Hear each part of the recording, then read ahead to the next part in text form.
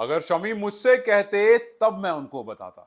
जी हाँ, अजीत अगरकर का बयान आया है मोहम्मद शमी की उस कंट्रोवर्शियल स्टेटमेंट पर। देखिए, आज भी जब इंडियन बॉलिंग अटैक, खास करके इंडियन फास्ट बॉलिंग अटैक कहीं पर थोड़ा स्ट्रगल कर रहा होता है, तो काफी बार इंडियन फैंस कहते हैं कि यार शमी जो वर्ल्ड कप वाले शमी थे, अगर वो होते तो शायद शमी सिराज बुमराह की तिगड़ी मिल करके किसी भी ऑपोजिशन को परेशान कर देती। क्योंकि हम सब ने देखा था कि इस तरह से वर्ल्ड कप में शायद पहली बार ऐसा हुआ था जब इंडिया अपनी बॉलिंग की वजह से, खास करके फास्ट बॉलिंग की वजह से जाना जा रहा था। अक्सर हम अपनी बैटिंग की वजह से या फिर स्पिनर्स की वजह से जाने जाते हैं, लेकिन उस पर्टिकुलर 2023 वर्ल्ड कप में फास्ट बॉलर्स ने जो काम किया था, उसके बाद सब चाहते थे कि यार शमी कंटिन्यू करें, लेकिन अनफॉर्चुनेटली वो वहां पर इंजर्ड हो गए थे और उसके बाद वो अच्छे से वापसी ही नहीं कर पाए। इस पर जब अजीत अगरकर से बात पूछी गई, क्योंकि हाल फिलहाल में ऑस्ट्रेलिया के लिए जब स्क्वाड का अनाउंसमेंट हुआ तो वहां पर शमी का नाम नहीं था।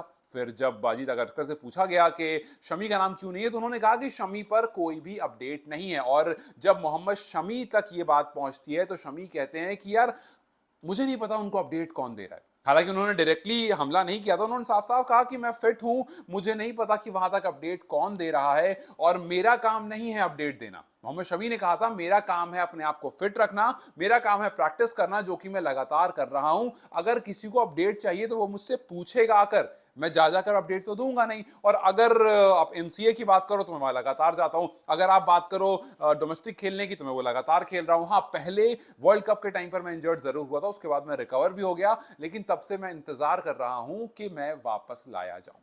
अब अजीत अगरकर ने कहा कि हालांकि उन्होंने कहा कि मुझे नहीं पता कि शमी ने क्या एग्जैक्टली बयान दिया है, लेकिन मुझे ये जरूर पता है कि मेरा नंबर ऑन है और मेरा नंबर हर हर प्लेयर के लिए ऑन है, कोई भी मुझे कॉल कर सकता है। हाँ, अगर वो मेरे सामने ये बात कहते, अगर वो मुझसे कहते, तब मैं उनको बताता या फिर तब मैं उनसे पूछता कि एग्जैक्टली बात क्या है और वो कहना क्या चाह रहे हैं, और फिर इस पर तब हम जाकर के डिस्कशन करते। लेकिन कहानी सारी ये है कि मोहम्मद शमी, जो कि 2023 वर्ल्ड कप के बाद लंदन जाते हैं, अपनी सर्जरी करवाते हैं, उसके बाद वापस आते हैं, मैं खुद उनसे उसी दौरान मिला था और उस टाइम पर वो अपने रिकवरी जोन में थे। फिर उसके लगभग 2-3 महीने के बाद वो वापस भी आते हैं और आकर के डोमेस्टिक क्रिकेट भी खेलते हैं, 4 दिन का मैच भी खेलते हैं। और ऐसा लगता है कि नहीं सब ठीक है, लेकिन अचानक से खबर आती है कि उनके घुटने में दोबारा से स्वेलिंग आ गई है। और बीच में खबर आती है कि कहीं बैंगलोर में किसी टीम मेंबर के साथ मोहम्मद शमी का कुछ तो हुआ है। हालांकि इस पर कोई स्ट्रांग रिपोर्ट नहीं आई है, इसलिए मैं आपको एग्जैक्टली बताऊंगा नहीं, वरना फिर वो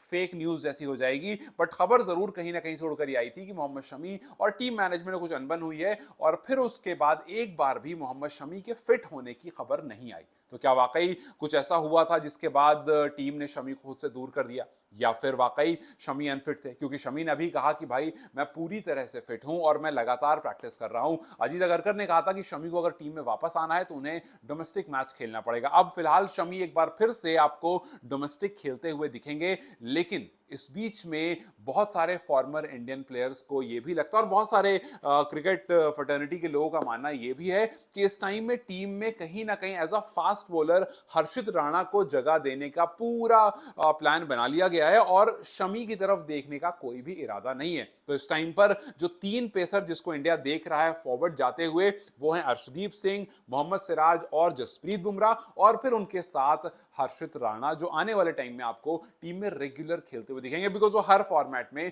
टीम के साथ होते हैं। तो कुल मिलाकर कहानी ऐसी लग रही है कि इस टाइम पर शमी अगर कुछ एक्स्ट्रा ऑर्डिनरी कर देते हैं तब तो हो सकता है आपको वो वापस टीम में आते हुए दिखें, लेकिन अगर मोहम्मद शमी कुछ एक्स्ट्राऑर्डिनरी नहीं करते हैं तो there is a very good chance कि आप उनको सिर्फ और सिर्फ आईपीएल में ही देखोगे, और शायद वो अब दोबारा टीम के साथ आपको ना दिखे। हालांकि आप हो सकता है आप ये कहो कि ये बहुत बड़ी स्टेटमेंट है, लेकिन हमने काफी बार इस तरह से प्लेयर्स को बीच से निकलते हुए देखा है और फिर उसके बाद एकदम गायब हो जाते हुए देखा है। अब देखो, जैसे T20 वर्ल्ड कप आ रहा है, शमी T20 वर्ल्ड कप में ऑब्वियसली आपको नहीं दिखेंगे, बिकॉज प्रेफर्ड बॉलर नहीं है वो T20 फॉर्मेट के।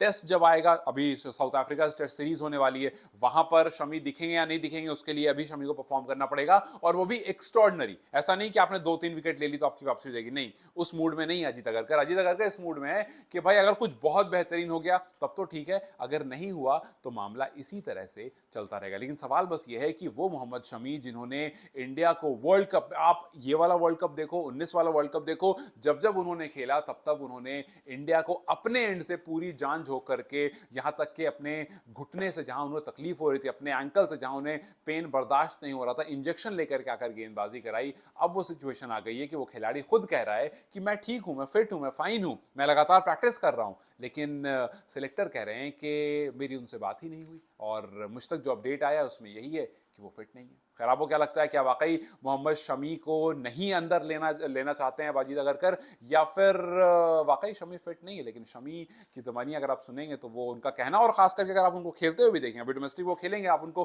खेलते हुए भी देखेंगे, तब भी आपको लगेगा कि यार he is looking very fit and fine. क्या वो वापसी कर पाएंगे, या फिर वाकई शमी का धीरे धीरे चैप्टर जो है वो क्लोज होता जा रहा है? मुझे कॉमेंट सेक्शन में जरूर बताएं। Till then you guys take care, let's see you very soon.